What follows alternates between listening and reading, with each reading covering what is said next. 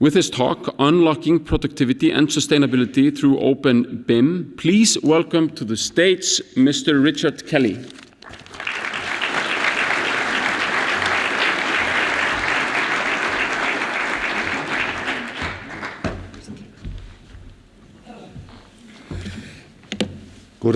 Good morning. I am going to be speaking in English. I hope that's okay. I want to tell you a story. This story is about Building Smart International and the wider Building Smart community, which is a not-for-profit organisation, and it exists because the industry wants it to exist. That's the only reason. It was created in 1994 by a group of industrialists who said there's got to be a better way of doing construction than this. And yeah, they were right, and I think lots of different companies have been on that journey ever since. But Building Smart progressed with developing standards for digitisation, the digital transformation of the industry. And about 10 years ago, the decision was made to professionalise it, so they employed a small core staff team. So we're now well established, actually, with the structure of Building Smart International, which coordinates all the different entities around the world. And we are in the phase of maturity where we're enabling industry to adopt openBIM processes. What's openBIM, you might say? Well, I'll hopefully explain a little bit more about that in the next few minutes. So I've entitled this presentation, Unlocking Productivity and Sustainability Through openBIM. Why?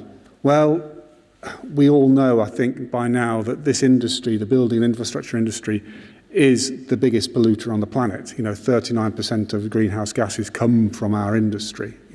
Not just the construction, of course, but the use as well. And productivity is woeful. It has been for a long, long time. So that brings us to the question of why I'm here. Well, not why I'm here. I'm not why I'm in Iceland. I'm here because David and his colleagues have invited me, and I'm very delighted to be so as well. It's fantastic to be here, in fact. And also to see so many people from the industry in this room, which is a lot more than I was expecting. Now, but why am I at Building Smart International? Well, I've come from a background of an asset portfolio owner and developer, big capital projects, airports, things like that. I've come from a background of being a manufacturer. And all that time that I was in these organisations, we were trying to do better things. The people I was working with, we wanted to do better things.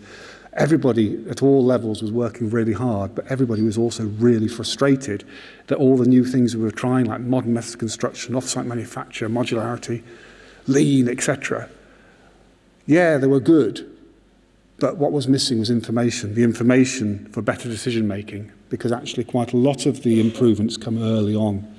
And if the wrong decisions are made then you've lost it for the whole life of that particular asset or whatever it might be. So the reason I'm here is because I want to help enable the industry find better ways of working through the openBIM workflows and the wider things that we do as well. So that's the little bit of the background to Building Smart International and what the drivers are. And then you might say, well, why? I ask myself, why is Iceland got such a big community of people from industry who are interested in this as well? And I had a little bit of a look around yesterday to understand, maybe where this desire was coming from. And looking at the building material stock, I could see a lot of rocks. There's certainly a lot of rocks, so we're good there.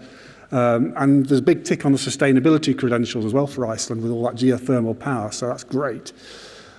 But I guess what I didn't see was a lot of wood or other building materials. So I'm presuming that your supply chains are very precious to you in that you have to ship a lot of equipment and materials in, and therefore it's really important that there is no waste in when you come to build things. And operate things, and you want it to fit right and be airtight and well insulated. So I think we're all on the same page in terms of we've got the same desire for this industry. So let me tell you a little bit more about Building Smart International. So the vision is a seamless exchange of trusted information across the built environment. Our mission is to maintain open and reliable digital standards. We're a standards organisation primarily, but we also provide services as well. And the purpose is this enhancement of productivity and sustainability and profitability, because actually it's all about money when it comes down to it. And that's how decisions, that's the final decision maker, isn't it? So that's what we're all trying to do, follow this vision, mission and purpose. We have representation in 36 chapters. Chapters are our divisions around the world. We're a not-for-profit organisation, as I said, and our chapters are our guarantors. You can think of them like shareholders, and they appoint the board of Building Smart International. And incidentally, Jan, who's following me on, is a pro bono board member of Building Smart, who's been elected by these chapters. So Iceland is one of our newest, but not the newest. Ecuador is the newest. It was granted chapter status last week. 10 years ago, we only had 5 or 6 chapters. This is how much the organisation has grown just recently. We're supported by organisations, by members. These are many companies here you'd recognise, all the big software suppliers, a lot of big asset owners, a lot of architects, a lot of construction companies. So we're representing the full supply chain. And members is what provides the demand for what Building Smart does. So this bit, let me just bear with me. So members, they provide the funding, they provide the input, they provide the desire. We have a set within the organisation which we call domains. These are essentially programs, and the domains are led by the member community, and this is a programme of works that sets the plan for what's going to happen and then gets delivered. We have the chapters, our guarantors, but also, more importantly, they feed in requirements from around the world, and then they take the outputs from Building Smart International standards and go and use them and embed them in their industry. In their industry, in their place, in their countries. That's the word I was looking for.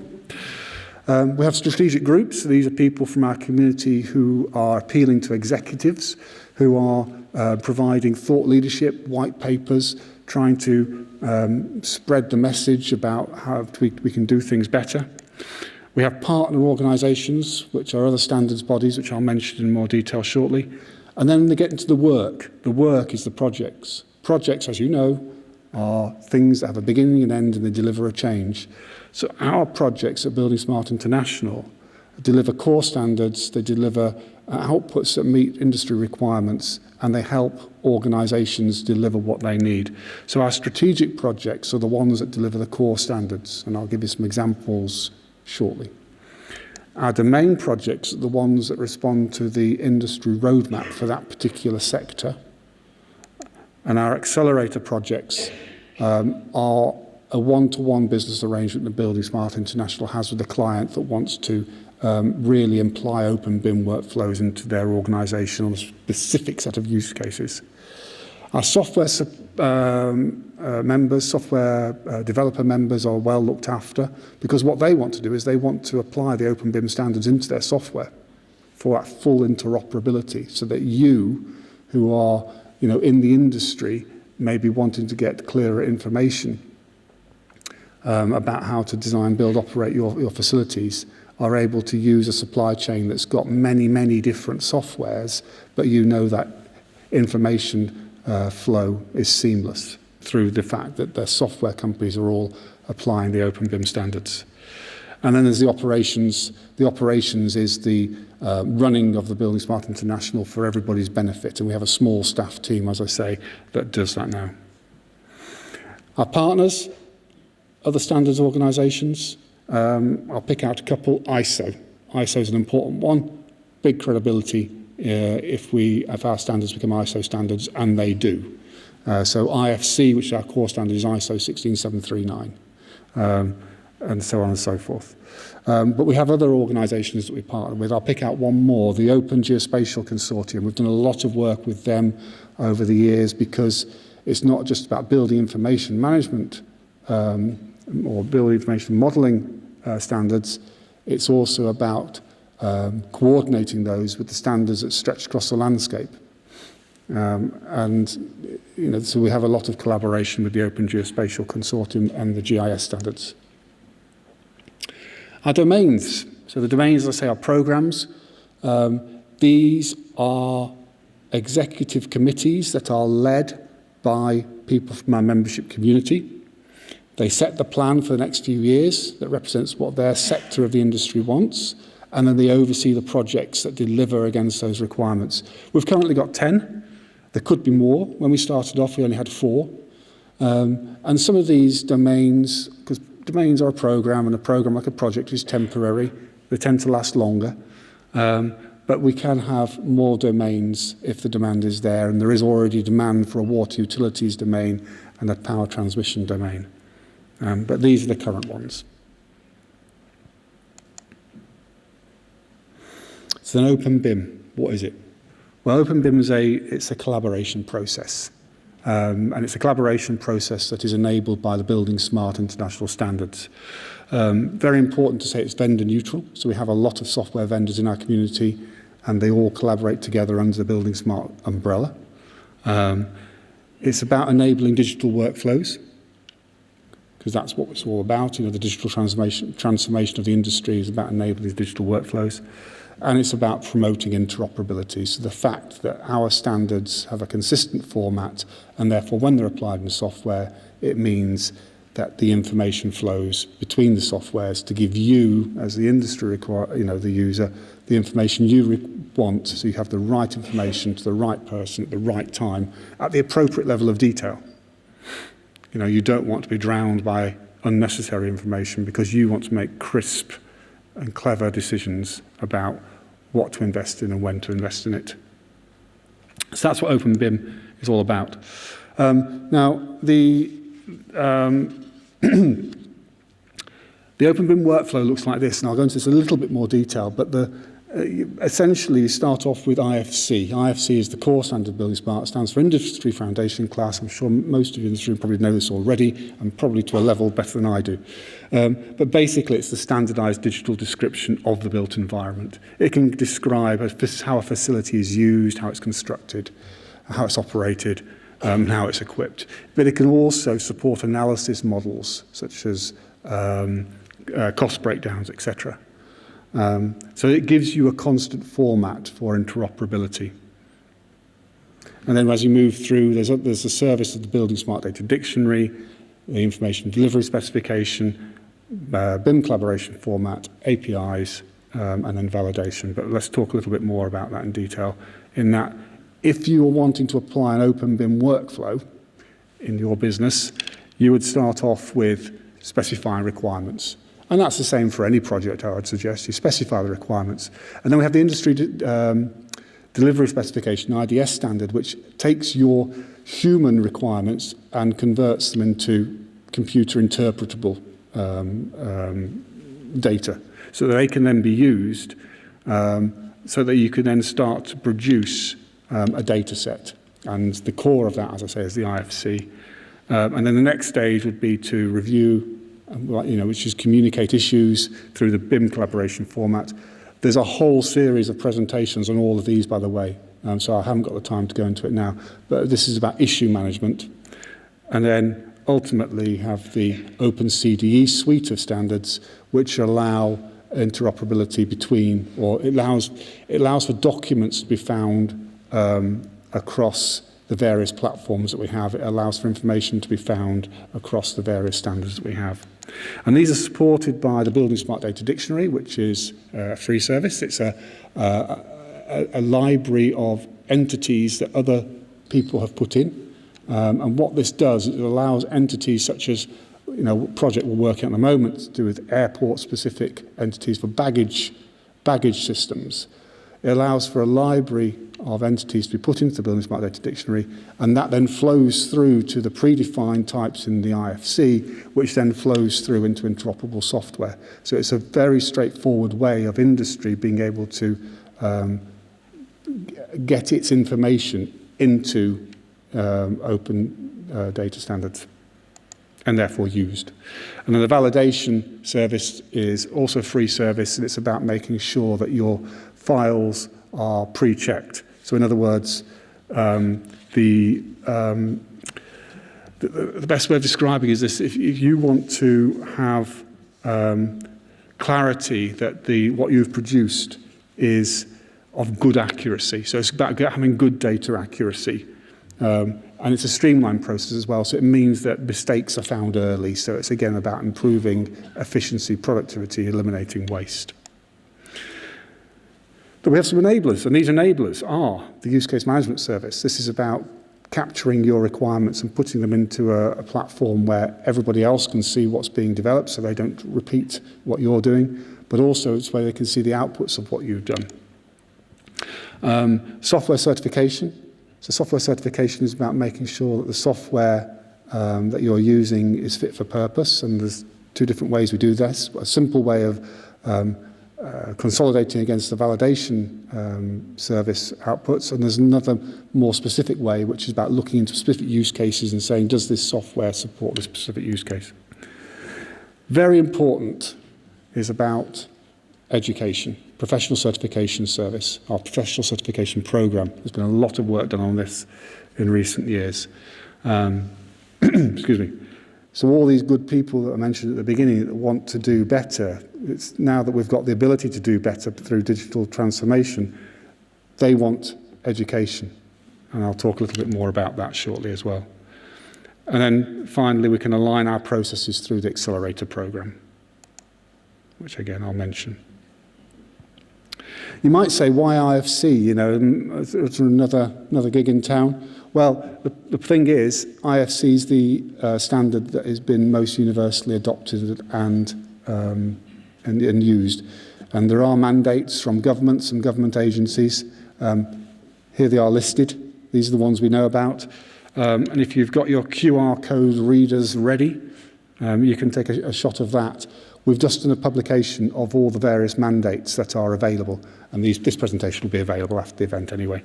But you can read through page by page why each of those organisations that I've just shown on the world map have mandated IFC and their reasons for it.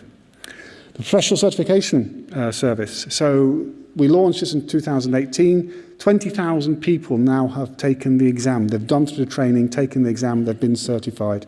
The desire at foundation level is immense to be able to demonstrate that you understand or they understand openBIM processes to their employers or future employers. We also have the entry level, and we have a management level which is being developed, and we have a practitioner level. So it looks a little bit like this. Entry level, yeah, thousands, I think 5,000 badges have been issued at entry level. Do it, it's online, it's free, the entry level. It's quite good fun. It takes less than 10 minutes to do the exam.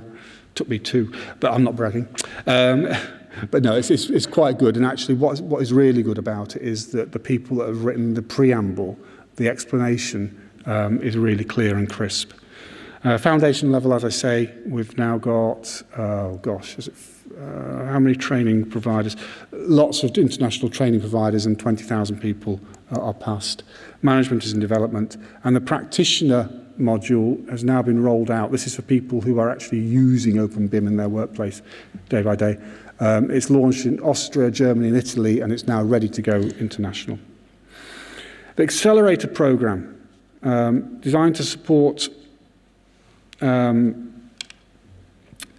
organisations that want to quickly and accurately apply openBIM processes on a particular project.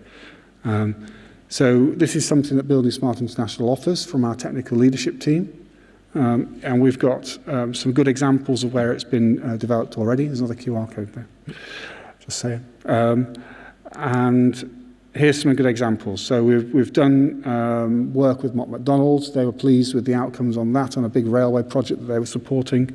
The Furman project in Denmark you're going to be hearing about this afternoon, I think, Todo. Is that, yeah? Yep, okay. Stay around after lunch. This is good. You know, hear about what they've been doing on an immersed tunnel in Denmark. We've been doing some development workshops with Petrobras in Brazil, the Pennsylvania Department of Transport in the USA, and with China Communications Construction Company, which is a big infrastructure client in China, 5th largest state-owned business in China. You would expect us, as part of this story, to have a progression and a strategic plan. So don't look at the dates too closely, they're just indicative, but, you know, we have the data standards, IFC, the foundation was laid down some time ago.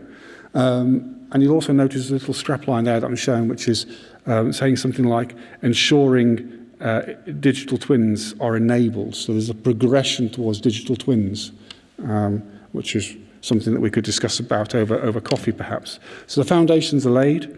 Over the last 10 years, we've been doing improvements. We've developed some of those standards and services that I've just shared with you. So that's good. But what we need to get to is this seamless ecosystem. So, you know, we've got automation, or automation is possible now, but what we need is this seamless ecosystem of decision-making, which will fully enable the whole digital twin situation. And this is about the next generation of standards, primarily IFC 5, which is going to give much greater interoperability enablement. So a lot of this stuff is complete, a lot of it is well developed, and then there's, you know, a focus on the next steps for this full next phase of maturity. And strategic projects include the development of our services, so improvements to the validation service, improvements to Building Smart Data Dictionary, improvements to the software certification. You know, these are all very important to the industry. That's what people are telling us. This is what we're delivering. We need more support, by the way. So if you feel inclined to support any of this with resource or funds, you know, please come and talk to us because it is an industry-led organisation. But we do have the resources or the skills at least to be able to develop on it. Standards. The future development of IFC. IFC 4.3, I should have mentioned, was launched a couple of years ago, which was a development to extend IFC across infrastructure, so for railway and road and bridges. We've now just done some work on tunnels, so that could go into IFC 4, or it could go directly into the next generation of IFC, which is IFC 5, which gives you that full interoperability. And then knowledge, all that all-important knowledge. These people that said all those years ago, I want to do better. You know, this is about helping them to understand more so they can be gurus, so they can be the people that go out into industry and say, this is the way we're going to do it. They can be the executives of the future, the leaders of the future, to make you know, digitisation fully enabled. And we do a lot of publications. They're worth reading. Another QR code there. So something that we've produced every year is our annual report. It's primarily to put the facts and figures out, but it also gives an update on what Building Smart has been doing during the year. So the 2024 annual report will come out in 2025, if that makes sense. We have the Building Smart yearbook, which is packed full of use cases. Not use cases, case studies, real-life examples of where people have applied digitisation, particularly openBIM, or especially openBIM digitisation on their real-life projects, whether it be a capital project or operations, or maybe demonstrating that they've got TOTEX under control, where they're able to, you know, combine the capital expenditure and the operational expenditure decision-making to make better decisions for the lifetime of that asset. So that's really good. We publish that every year. It comes about because it's the winners and honourable mentions from our international awards. And there's another white paper being published recently. We've got a few of these now, and this one's the third one on the digital twins topic, so worth a read. And then we get together. We get together regularly.